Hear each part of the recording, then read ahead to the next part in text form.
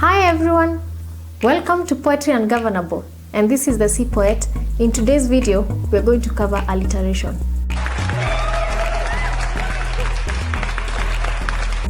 What is alliteration? Alliteration is a poetic device that allows the poet to use a group of words with the same sound in the initial syllables of those words. It is sometimes referred to as the initial rhyme. The purpose of alliteration is to create a rhythm in a poem, make the poem fun to read or listen to, create a mood or a tone, create a memory, invoke emotions, and to highlight and bring attention to certain words. Now that we have seen the meaning and the purpose of alliteration, we'll go through one poem so that we can identify the alliteration in it and discuss further more the importance of that alliteration in that poem.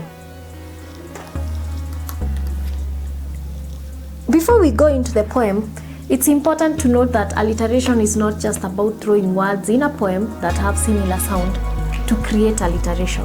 No, the poem has to make sense, and the words that you're using alliteration on have to also make sense. The other thing to note is that the syllables do not have to have the same letters.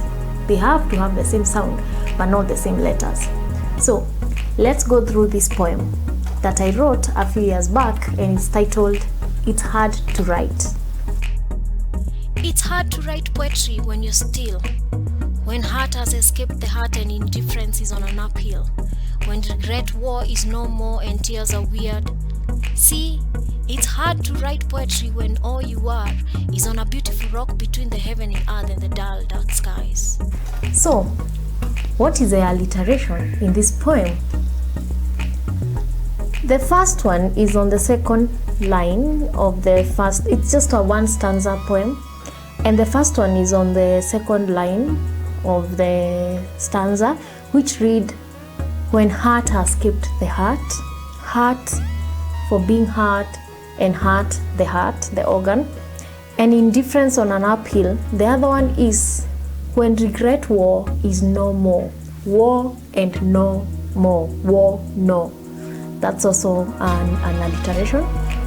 When we go to tears are weird, tears are weird. The sound T, we is alliteration there.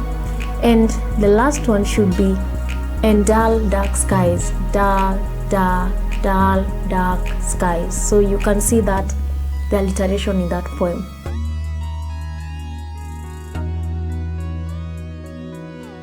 How would you use alliteration to invoke emotions in your poem?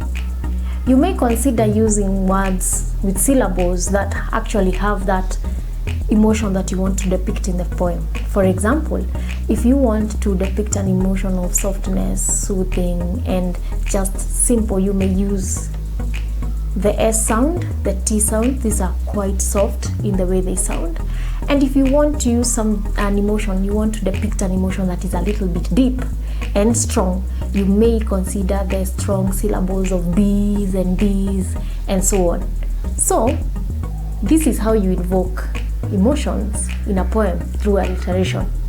If you want, you can comment on my comments below and share what other syllables can help you to depict some emotion in a poem. So friends, I hope you have enjoyed this video and you have learned something on alliteration, and you can try out some poems and write them on my comments. Continue to subscribe and see you in the next video. Bye!